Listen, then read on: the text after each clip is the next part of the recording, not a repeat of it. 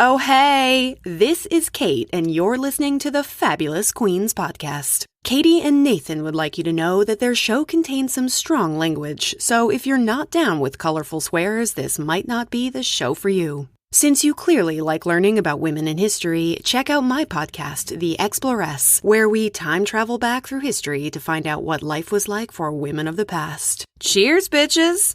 Hey, Nathan. Hey, Katie. Happy quarantine day number 5,032,032. It's a quarantined Easter this year. Oh yeah, it's Easter today. Yeah. Ah, shit, I forgot. Happy Easter. Quarantini Easter. Man, if I was a religious person, all of this virus and weird weather stuff happening so close to holy days would make me be like, well, end of times. Yeah, right? Totally. It'd have been like, all coming to an end. Where's the 7 horsemen riding in and blowing their trumpets ready for the world to end? How is your sanity? What's your sanity level today in quarantine day number 700,532? So one being like sane and 10 being crazy? Sure. Okay. So I'm always at a steady 5. Like, that's just, I mean, even without quarantine. Even on a good day. Yeah, no quarantine or not. I'm a steady 5. So I'd say about a 6 or 7. Okay. What about you, Katie? I'm at a hard 9. Hard 9. I know, you had me laughing at before we started recording because she's just telling some stories and she's like, I'm going crazy. So, yeah, Katie's done lost whole damn mind. Well, I'm anybody that knows me knows I'm like a naturally extroverted person. Oh yeah, you're social. So like I've seen on the internet all these introverts being like, finally, this is our time. And I'm like, finally, this is our time. You know, like, I just want to leave the house. I just want to go sit at a restaurant and have somebody bring me food. I know, like chips and salsa. And visit.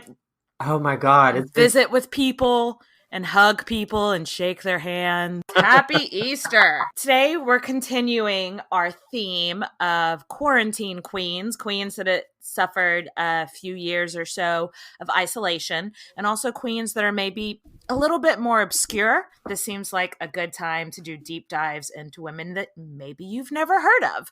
Right. So today we are talking about Sophia Alekseyevna of Russia. She was the daughter and sister of tsars of Russia, and she served as a regent in Russia, but ended up in, you guessed it, isolation. Kind of a running theme right now. It's our thing. So, Nathan, what is our drink for today? We are drinking Black Russians. So it is 2 parts vodka, 1 part Kahlua. So you can just make that as strong as you want. Just beware because it's straight liquor. But it's not like you can go anywhere. So it's not like you're drinking and driving. It's not like you're driving. You know? I mean, I wouldn't suggest drinking it right before your Zoom meeting for work or anything. But... No, this is definitely something that could act as a household cleaner after you're done, because it's just straight fucking alcohol. But yeah, it's super strong, so proceed with caution, add water if needed. Vodka for breakfast. We've got some Patreon shout outs to get to. Hey. So first is our Queen Mothers, or bougie ass hoes. We got Ashley, Charity, Delana, Emily, Heather, Lizzie, Madison, and Natalie. Hey girls, thank you. And now for our Queen Consort supporters. Alexandra M, Alexandra L, Allison D, Allison L, Alyssa, Amanda, Amber, Ann, Ashley, Audrey, Augusta, Barry, Bethany B, Bethany D, Brittany, who just happens to be bittersweet, Brittany, Callie, Carson, Chelsea M, Chelsea R, Christina, Claire, Cody, Crystal, Danny H, Danny N, Daphne, Dina, Delaney, Deetra, Diana, Emily, Evan, Emma, Aaron, Haley, Y, Haley O, Helene, Jackie, Jamila, Jamie, Jara, Jessica, Joel, Jose, Julie, Carla, Kat, Catherine, Kaylee, Kiki, Kristen, Christina, Kylie, LaMonica, Laura, Lauren, Lauren L, Lauren S, Linda, Lindsay, Jay, Lindsay, Maya, Megan, Mel, Melanie, Melissa, Michelle, Miranda, Morgan, Nicolette, Paula, Peggy, Rachel, Raina, Rita, Roxana, Sarah L, Sarah K, Shauna, Shantae, Stephanie, Tabitha, Taylor, Terry, Toby, Trista, Valerie, and Zeth. All right. Thanks, guys. So I'm going to do our shout out for our Empress supporters. We got Aaron, Amy, Amber, Anastasia, Angelica, Annette, April, Ashley, Becky, Bonnie, Brianna, Brianna, Brendan, Brooks, Candence, Camille, Krista, Christine, Claire, Danielle, Deanna, Erica, Erin, Genevieve, Isabel, Jackie, Jacqueline, Jackie, Jamie, Jared, Jennifer, Jessica, Jody, Jolene, Julia, Julianne, Karen, Kate, Caitlin, Kathy, Kayla, Kaylee, Kelly, Kevin, Kiana, Corey, Kim, Lana, Lauren, Lietta, Lucy, Maddie, Mariah, Maureen, Megan, Michelle, Megan, Michael, Nicole, Piper, Rebecca, Robin, Rowena, Samantha, Sarah, Sandra, Savannah, Sophie, Spencer, Stacy, Stephanie, Tammy, Taylor, Tiffany, Tracy, and Yen. Thank you so much to all of our supporters on every level, and thanks for all of our listeners, whether you support us financially or just like download or follow us on social media. All of you guys you have no idea how much it helps us. So we love you guys. All right, so Sophia of Russia, let's dive in. We actually know her birthday. Hootie hoo.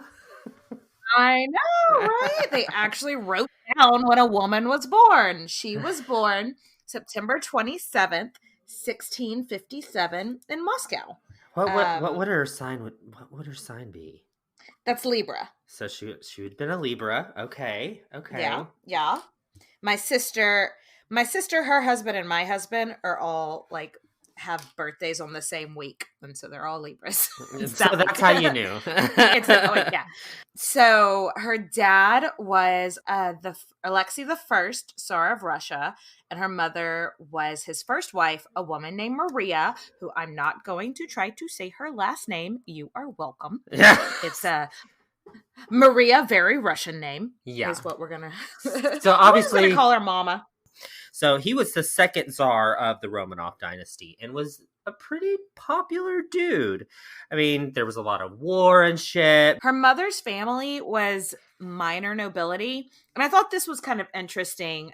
The heir to the throne always married someone from the Russian minor nobility. It not only kept the gene pool a little less murky and incesty, but it also kept the minor nobility loyal, like not wanting to start any revolutions or anything. Yeah. Because, like, hey, maybe my daughter might have a chance to marry into the royal family. So I'm going to keep my mouth shut and not try to kill the king. Hey, good idea. Exactly. And I don't know if they were doing it on purpose to keep, like, the genes a little more separate. Because they could have also been looking over like the Habsburgs at the same time, being like, "Oh, they're starting to look funky. Yeah, let's not marry. Let's not marry all our cousins." Maybe that's causing them to look all weird and shit. So yes. So the two had a pretty happy marriage. I mean, in the 20 years that they were married, they had 13 fucking children. That is a lot of baby making. I mean, 5 of these kids died in infancy, so, but still, that's a shitload of kids. Their upbringing was kind of interesting. The Russian girls and boys were brought up very, very differently. Mm-hmm. They were not educated together. They didn't socialize with each other. And she had like a handful of sisters, and they did not hang out with any men. The princesses, the daughters of the Tsar, lived very separate lives without any male interaction, like at all, besides like their dad and their brothers. Oh God, I would be going crazy with no men. God. I know, right? What do they do? Wear the black? daughters were all... They had to wear like these dark veils anytime they had to leave. I would the too. house. I would be in mourning if I couldn't get dick. Yeah, I'm sure that was their exact thinking. The daughters were brought up in this building called a harem, and the harem is like the upper level of the palace, and it was pretty excluded from royal court. They were basically raised and educated to be nuns, and they lived like this really sheltered life. And if they needed to go somewhere, they rode in carriages with like the windows like blacked out. And they wore like heavy, bulky, non-shape forming clothing. It was a really secluded life. Ugh, that would have driven me nuts. But anyway, their education. So her education wasn't expected to be anything to like write home about. But unlike her sisters, she really ended up getting a little bit more special treatment in regards to her education. So there's this dude named Politz who tutored her brothers, and he also tutored Sophie too. But not any of her sisters, which I thought was interesting. Yeah, like I don't know if her father was just like, well, Sophie's special, or if Sophie like specifically asked to get a better education than the rest of her sisters.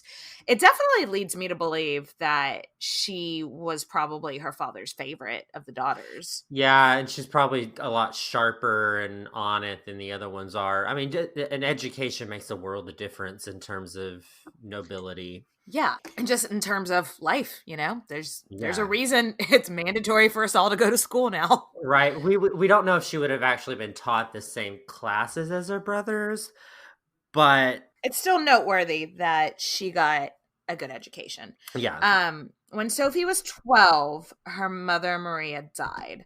Mama gave birth to a very sick baby, and both the baby and mom died pretty soon after. We don't have any recorded memoirs or anything. We don't know how Sophie grieved and handled the death of her mother, but you'd have to assume not great. And her dad, the Tsar, did mourn Mama pretty seriously.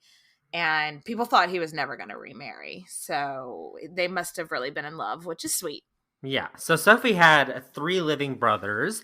There was an older brother named Alexei, real creative with the name. He was supposed to be the future of the monarchy in Russia.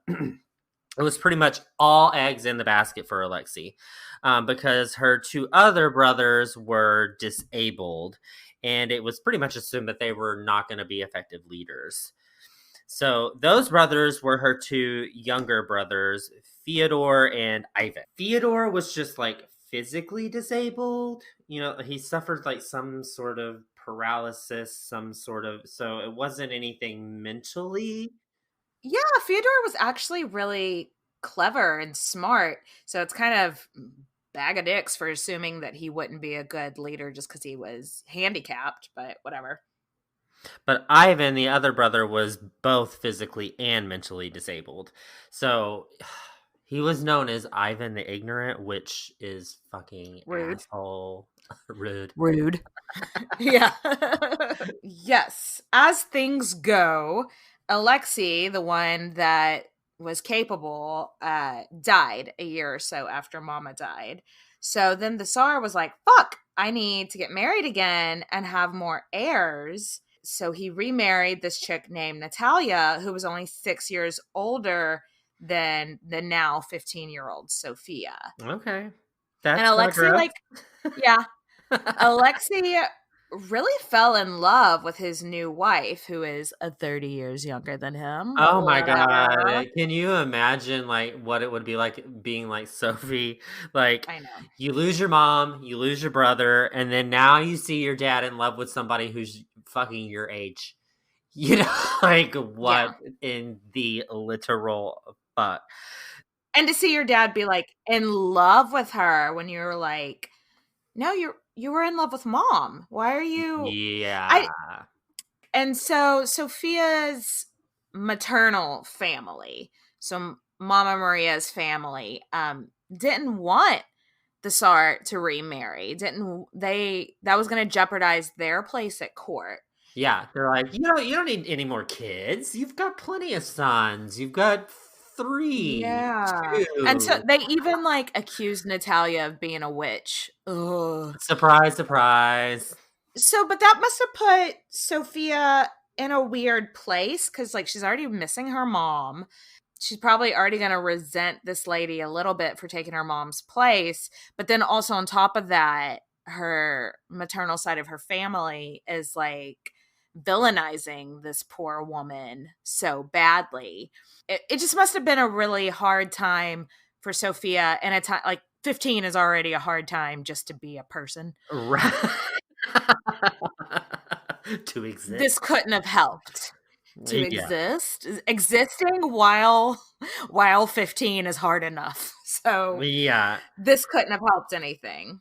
Yeah, so Daddy ended up having a son with his new wife, and his name is Peter, and you've probably heard of him. Last name is the Great. And there was talk that the Tsar would rewrite his will and make Peter his heir after he died, skipping over the older 2 sons. So when Alexei had a heart attack 3 years later, fast forward, it said that Sophia rushed to his deathbed and begged Dad, please don't pass out Fyodor. He might have a gimp leg, but that doesn't mean he can't fucking rule Russia. Exactly. And again, this is all speculation, but based on her better education than her sisters, we're kind of prone to believe that her dad had a soft spot for her. Yeah. So when Alexei died in 1676, the title of Tsar went to Sophia's brother, Fyodor, and he became Fyodor III of Russia. So her life more or less stayed the same as it had been, basically living the life of a nun. Fun fact, I went down a little bit of a rabbit hole because none of Alexei's daughters ever got married, and he had 4 or 5. And I went I went and looked at the Tsar before him and the Tsar before that.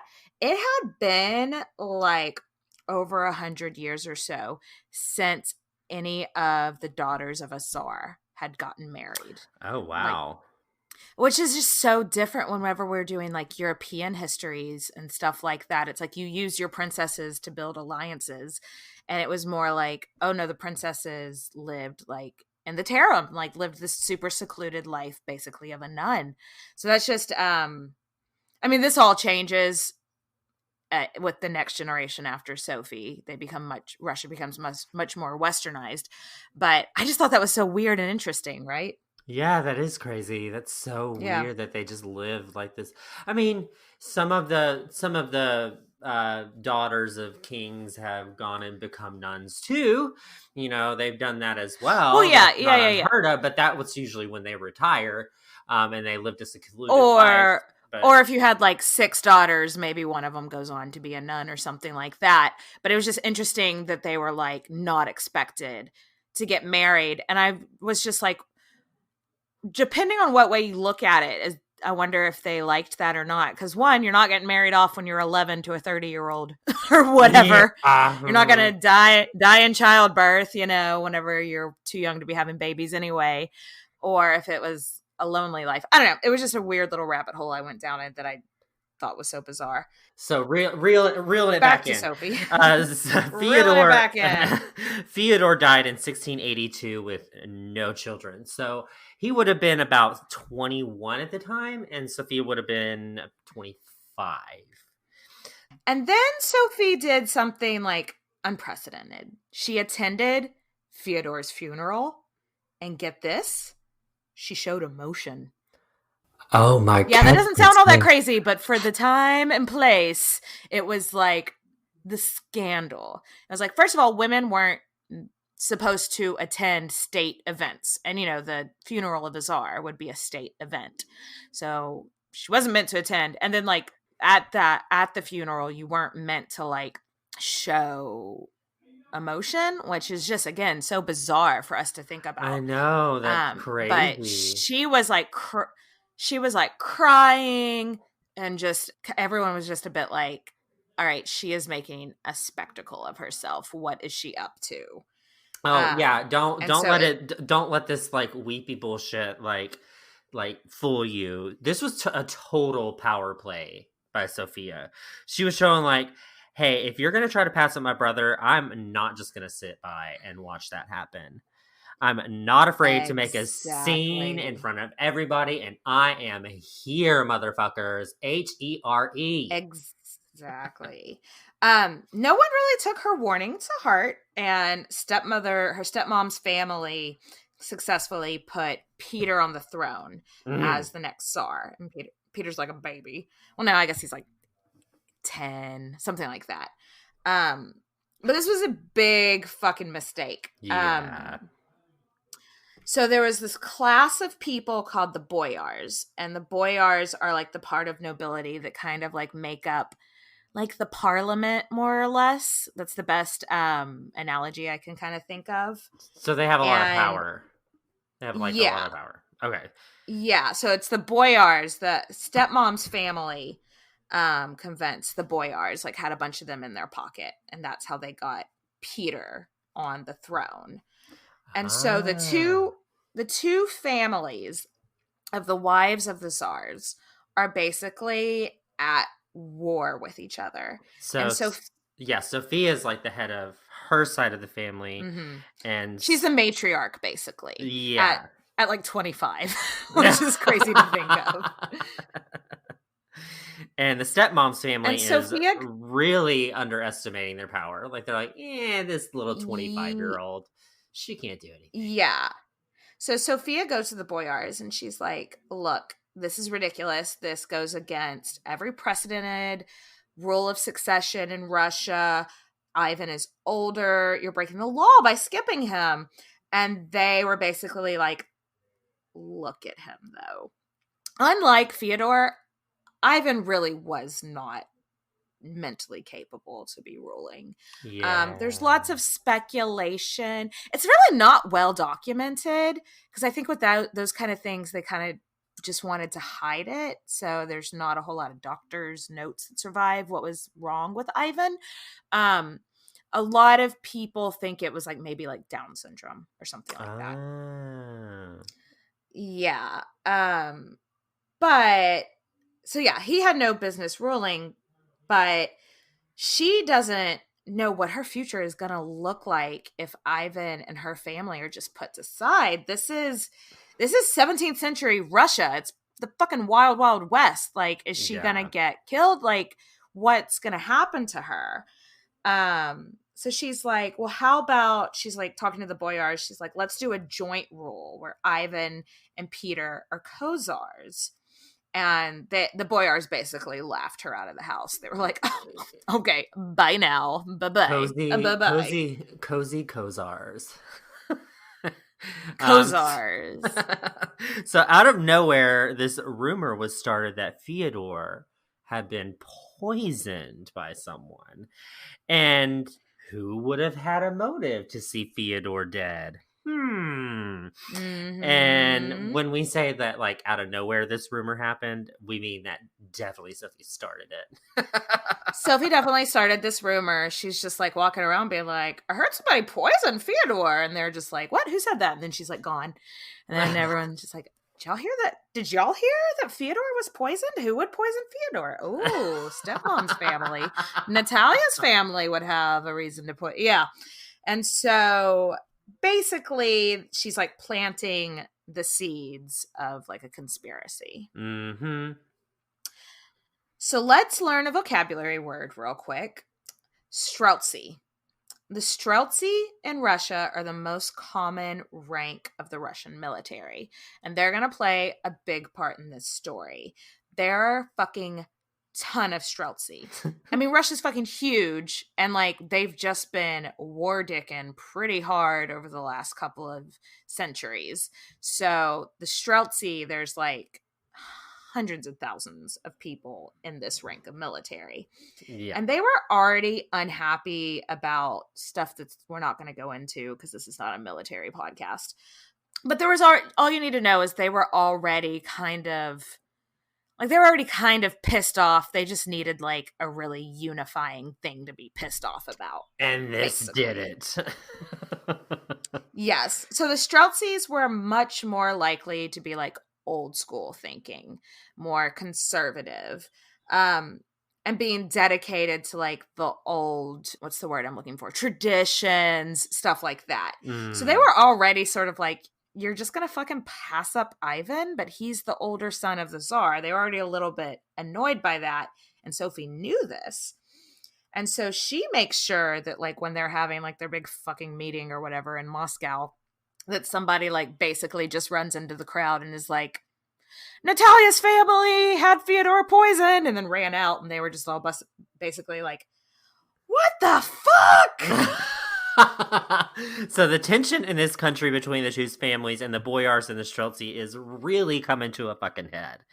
And then one day, in the middle of a Streltsy meeting in Moscow, one of Sophie's dudes runs into the middle of a crowded meeting and shouts, Stepmama's family has murdered Prince Ivan! They're gonna kill Alexei's daughters! We need the whole family's safety! I don't know why they're from, like, backwoods Alabama, but that's where they're from today. I don't know either, but yes. So what ensues next is called the Moscow Uprising of 1682. The Streltsy arrive as like a big fucking angry Russian mob to the Kremlin. And Natalia, stepmama, came out to greet them because like they're thinking they've had Ivan murdered to like shut up this side of the family. So she comes out there. And you have to remember, like, Ivan was only like 4 when mama died. So Natalia and for all intents and purposes to him, like, Natalia is his mom. Like, he calls her mama. And Natalia views Ivan as her child as well. So she comes out on the steps with Peter and Ivan. And Natalia's just like, no, they're both here. They're both safe. I wouldn't hurt him. But angry mob is gonna angry mob. And things just get out of control. So basically, they tore apart the allies of stepmom's family. Many of the boyars were tortured, murdered, and stepmama Natalia was trying to protect her brothers because, you know, torture and murder, maybe not your children. Poor baby special needs Ivan is like clinging on to Natalia, the only mother he's ever known, not understanding what the fuck is going on. They are like literally just like setting shit on fire, breaking windows, looting, and torturing and murdering anybody that's a boyar or whatever. Like, it's just absolute mayhem. And poor little baby Peter, he's only like 10 at the time, and he's like clinging onto his mom because he's fucking 10. Yes. And this is like the safest place that he's ever lived in his whole life, and it's all being torn apart. And these poor little dudes saw Natalia trying to like physically stop her brothers being dragged off and murdered. Bitch didn't succeed. There's a really heartbreaking painting of the scene with Natalia and baby Peter looking like super distraught as Natalia's brothers are being dragged away. And Sophie's just like standing there chilling, looking like she's the one that's orchestrating all this shit. I mean, Sophie herself was somehow not there at the scene. Like she happened to know, like she knew it was going to happen or something. She made herself scarce. So it's a fucking slaughter, y'all. Mm-hmm. The Boyars, hoping to end the mayhem, they send out a messenger that's like, hey guys, if y'all just stop this crazy shit, we grant everybody total amnesty. Just stop, for the love of God, please. Just stop. And that's when Sophie like comes out of her rooms like, did I miss something? What's going on? Why isn't it like... And she goes out into the steps of the Kremlin and she's just like, I just want to tell you guys how fucking brave that was. And I think like vodka on me for the whole crowd. Like, everybody, let's have a drink. And the crowd just goes wild for Sophie. Oh, wow. Well, I mean, you go to Russia and you're like, vodka? And it's like, yay! And she's like telling the Streltsy basically like how brave what they did was and how, how corrupt the system had been. And like, just like she had them eating out of the palm of her hand. So once everything was like cleaned up, the first thing that happened is they declared that Ivan and Peter would be co-czars. Imagine that. And that Sophie, yeah. Oh, what a funny conclusion for them to come to. And that Sophie would be regent until Peter reached his majority. Oh my God, how did that happen? I just walked out of my room and I became regent. Like me, regent?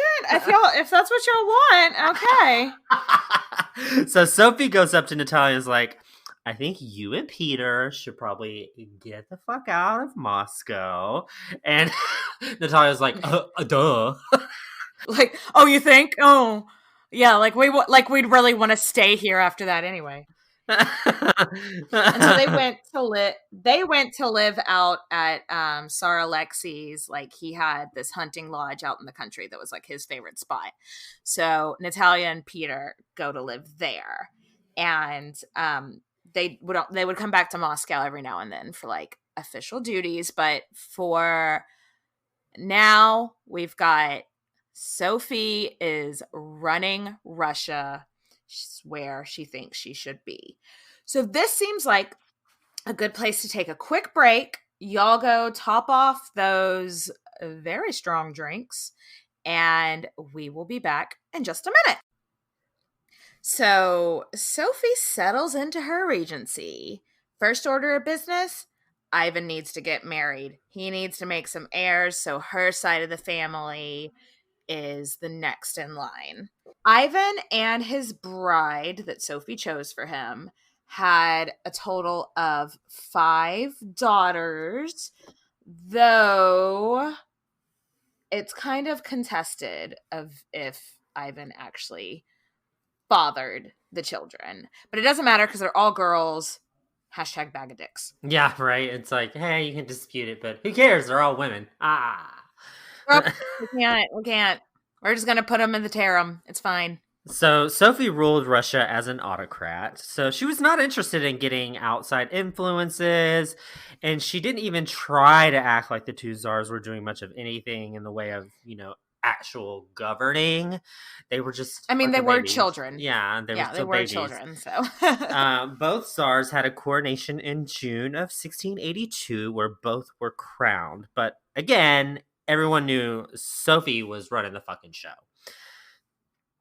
It had been almost 200 years since a woman ruled as regent. I mean, we're talking like Olga of Kiev. Like, that was the last time it wasn't even Russia then, Yeah. But that was the last time that a woman ruled as regent. And so Sophie was like, okay, I'm a realist. I need to have some men on my side.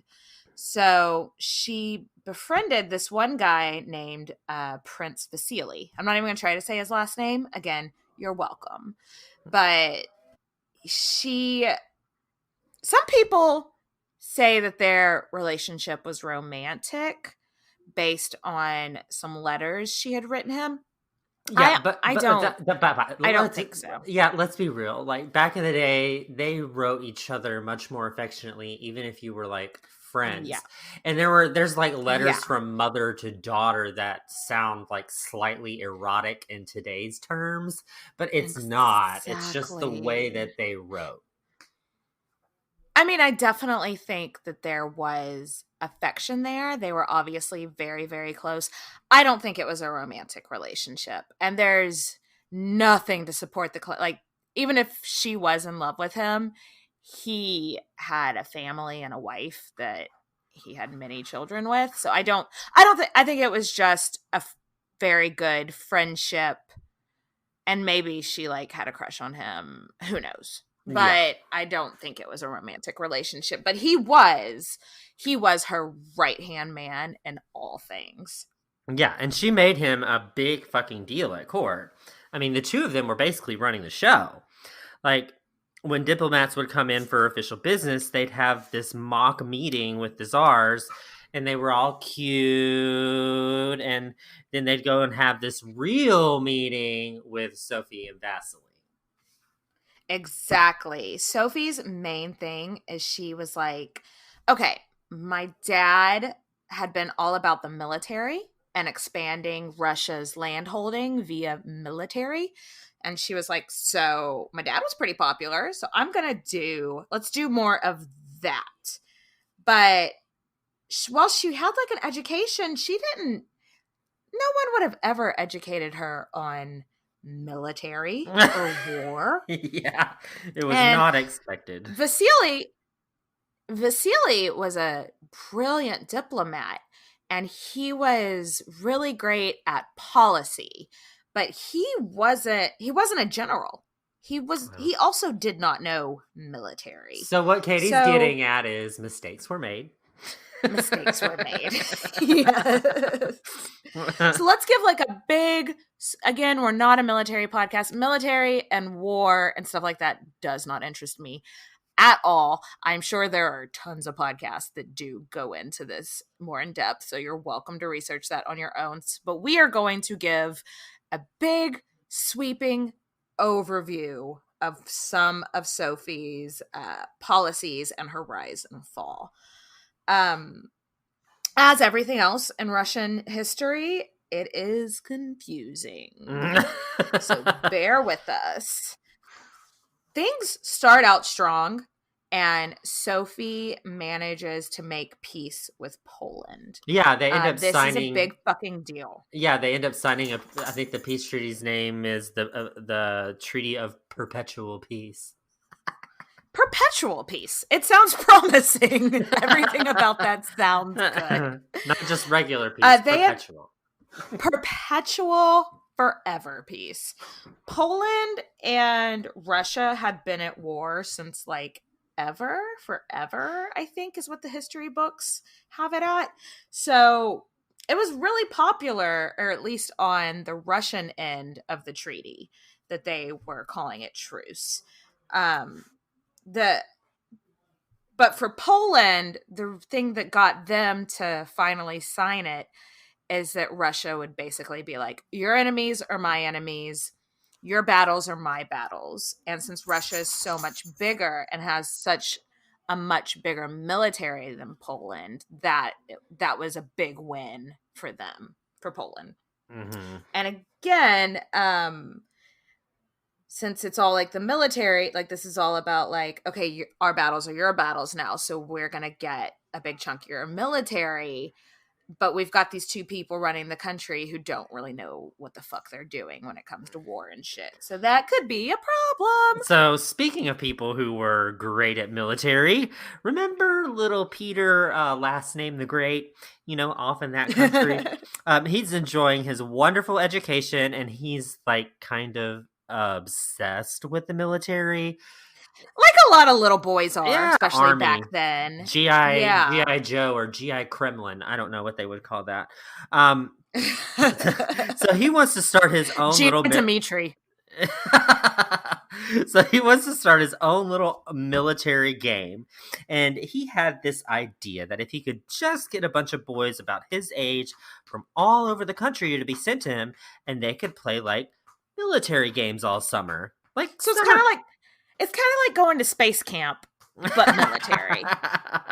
Hey, I'm sure that went over really well at that time period. You're right. I mean, it's kind of cool. Like, they ended up he ended up getting basically like the noble families were like, yeah, we'll send some of our sons to come hang out with the Tsar all summer. But then he also got sons from families of serfs and boyars and everything in between. And so he ends up having like 300 boys like out at his country place, and they're like waking up every morning doing boot camp shit, and everybody plays a different role. And you would think that, oh, then Peter was, always had himself as captain or whatever. But no, he would be, okay, today I'm gonna be one of the Streltsy, and tomorrow I'm gonna be like part of like the like a military doctor. And today, like, he wanted to play every single part so that he knew what every single person in the military experienced, which when you think about, he's like only 12 or something. That's actually really cool. Yeah. And so now he's got these, they're little boys now, but they're going to grow up to be the future of Russia, and from all different classes interacting with each other and like just growing this strong affection for Peter. Sophie was like, yeah, keep him entertained, let him play his little war games out in the country.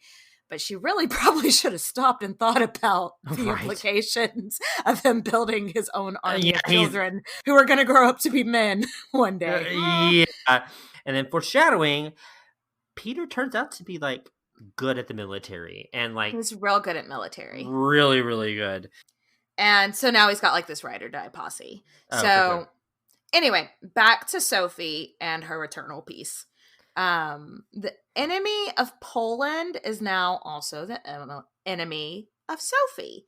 And so she agrees to go to war with the Turkish forces that are trying to claim the Crimea.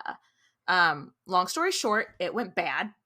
And Sophie and Vasily lost a ton of troops without even seeing battle. Ouch. Like they rode out to the Crimea, and they just didn't know what they were doing. The Turks outsmarted them without even seeing them face to face. Oh my god. So I get why Sophie was so like laser focused on the Turkish enemy, who went by the every time I see the name that they went by at the time, I think of taters. But it's not. It's Tatars. They called themselves the Tatars, and the Tatars would go to the Ukraine, kidnap like whole villages of people, and bring them and sell them to the Ottoman Empire as slaves. Yeah, we covered that in our Roxelana episode. Yeah, that's what happened to Foxy Roxy. Yeah. She was one of those people kidnapped by the Turkish people and sold to the Ottoman Empire. It worked out a lot better for Roxelana than most of them.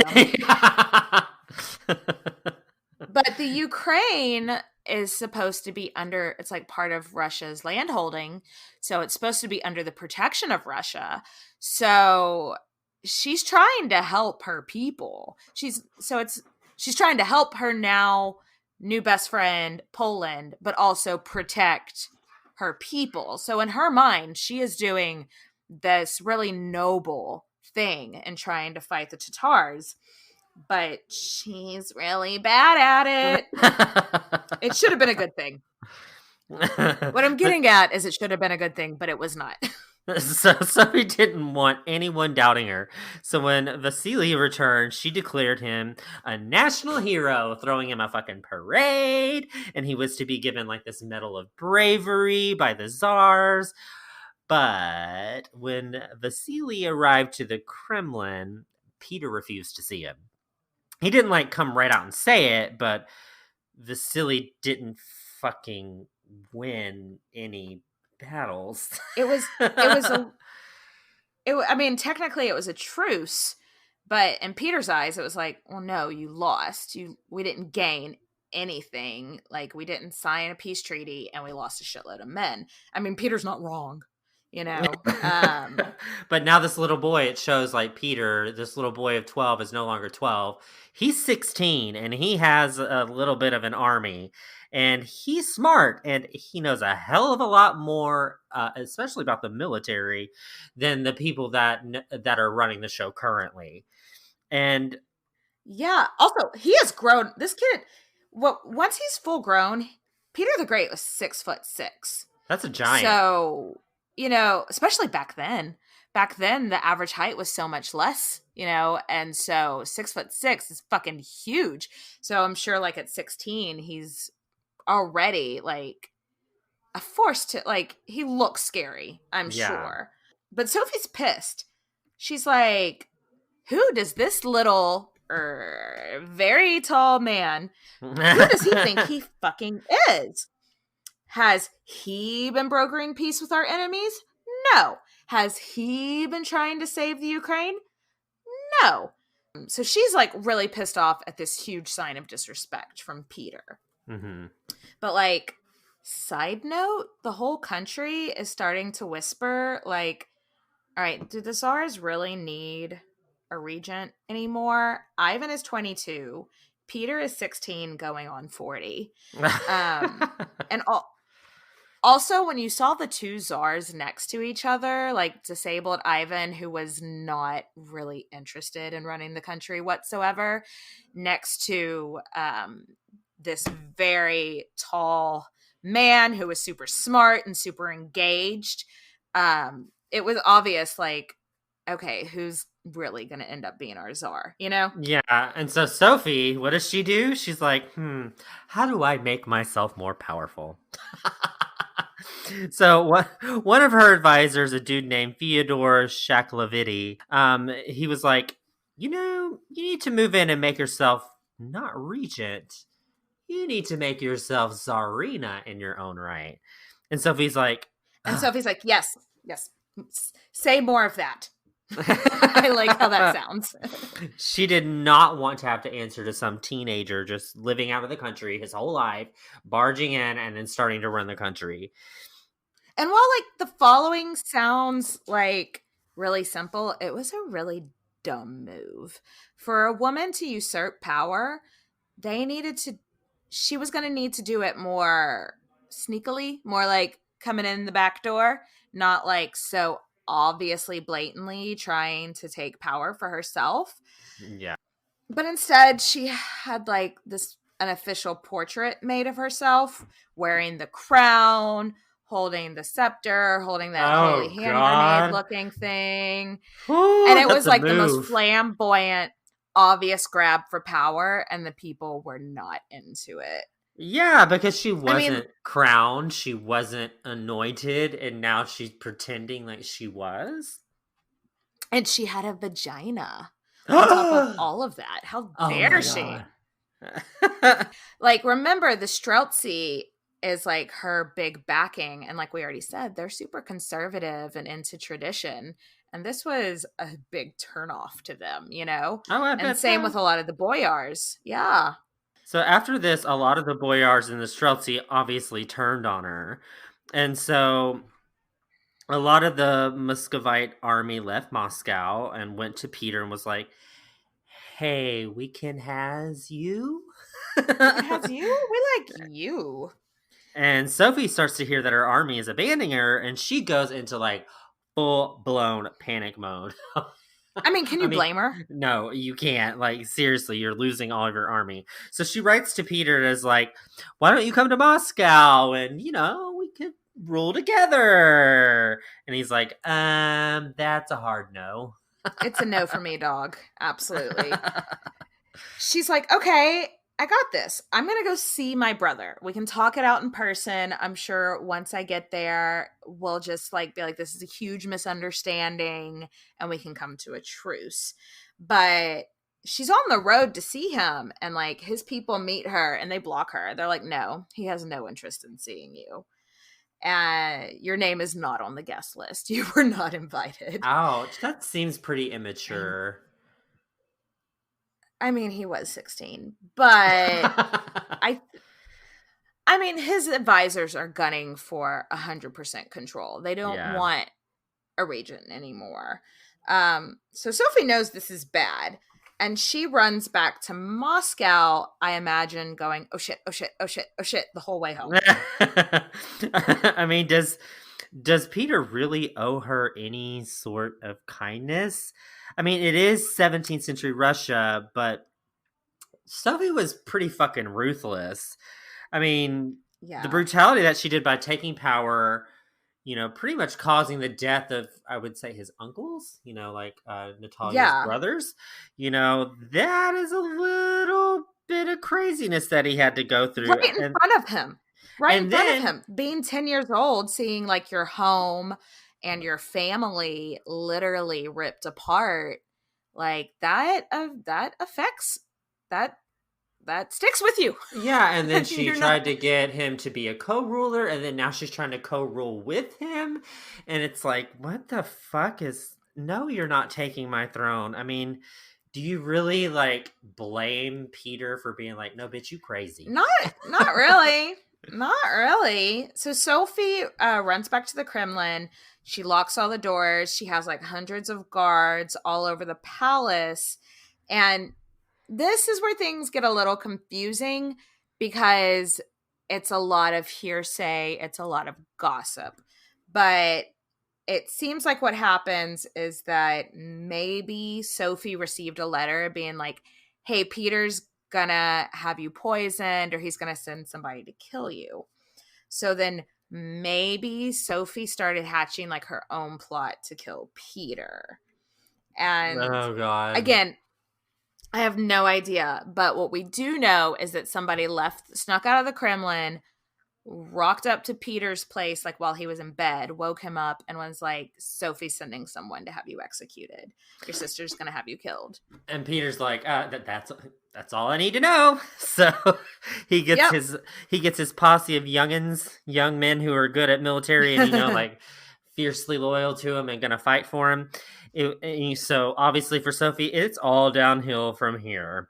So the Tsar wrote a letter to the heads of the Streltsy who are guarding Sophie, being like, hey, you need to come see me.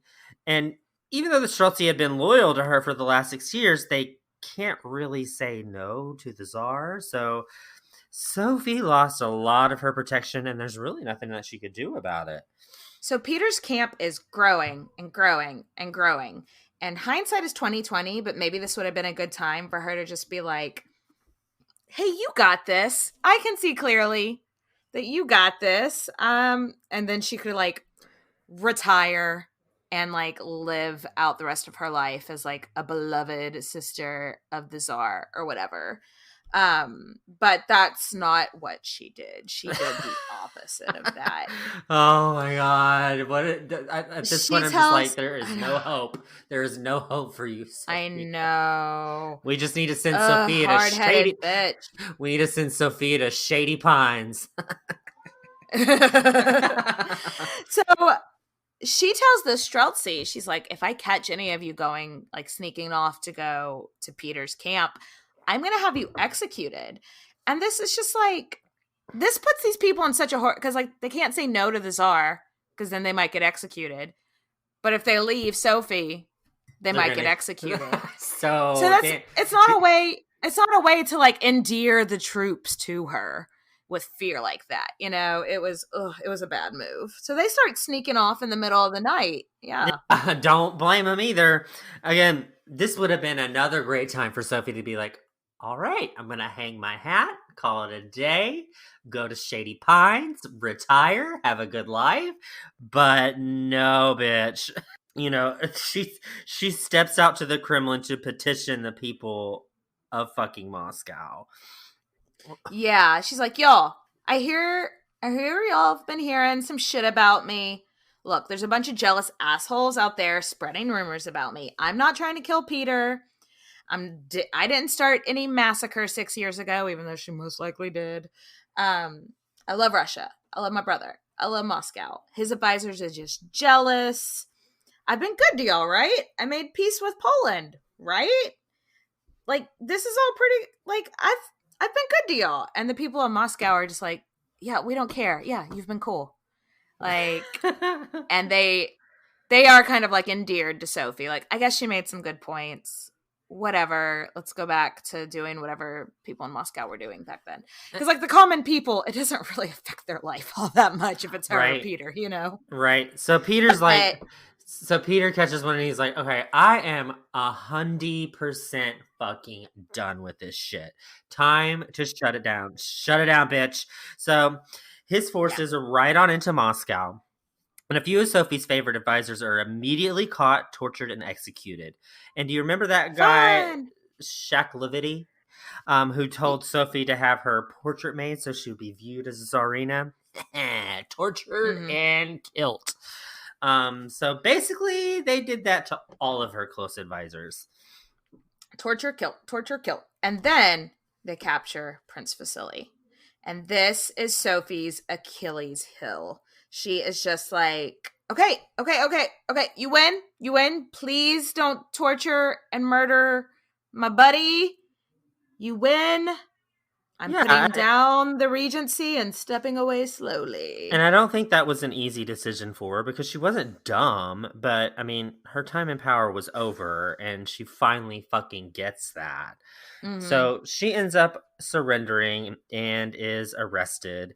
And Prince Vasily is sent off to northern Russia to live in exile for the rest of his life. But he wasn't murdered, so... Yeah, that's good.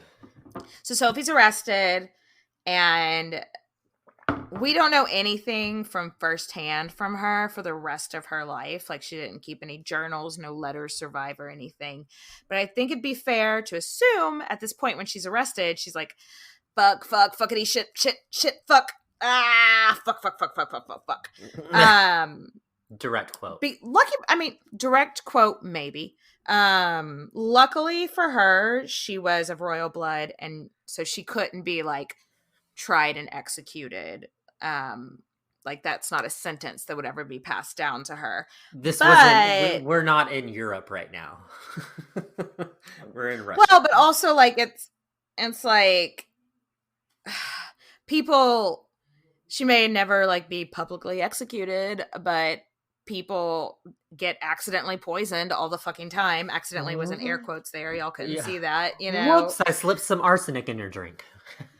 Yeah, so she was probably just, like, having a really scary time while they decided what the fuck to do with her. And,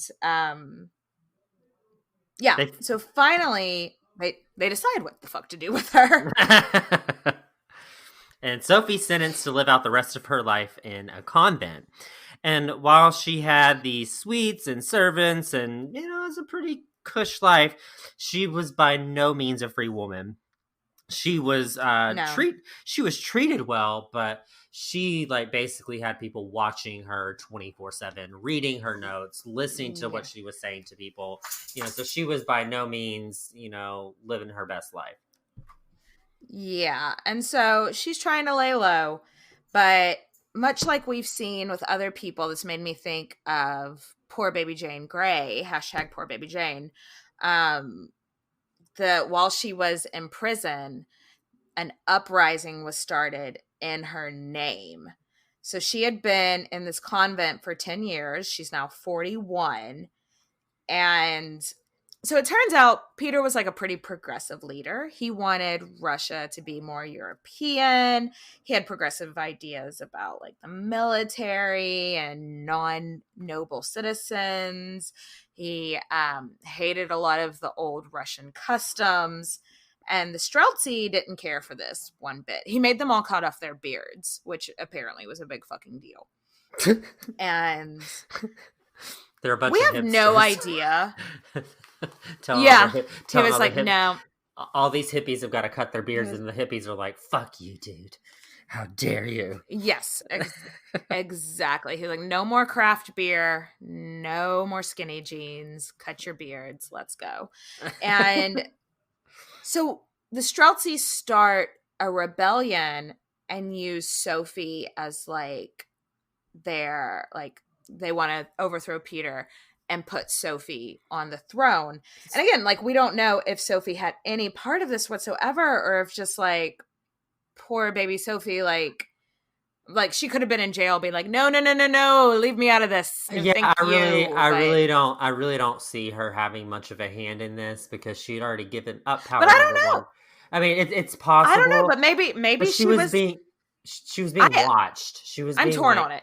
Yeah, she was being watched by everybody. Her letters were being read because she had somebody on the inside that's rooting for her. But how many times in history have we seen somebody who's like in jail not having anything to do with it, a huge uprising in their name just pops up?